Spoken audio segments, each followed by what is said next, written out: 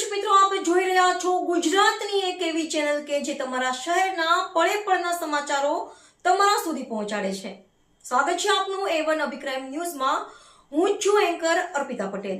ઉકાઈ તાલુકાના સાતકાશી ગામે ભારે વરસાદથી ઘર જળબંબાકાર, પુલ તૂટતા અવરજવરની અસર. અધિકારીઓએ કર્યું સ્થળ નિરીક્ષણ.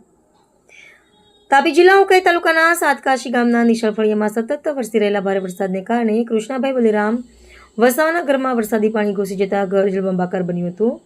ઘટનાની જાણ થતાં સ્થાનિક ગ્રામજનો તાત્કાલિક મદદ માટે દોડી આવ્યા હતા. ભારે વરસાદને કારણે ઘરની નજીક આવેલો પુલ પણ તૂટી પડતા ગામનો વાહન વ્યવહાર પ્રભાવિત થયો છે. વરસાદી માહોલ વચ્ચે ગ્રામજનોને રોજિંદી અવરજવર કરવામાં ભારે મુશ્કેલીઓનો સામનો કરવો પડી રહ્યો છે.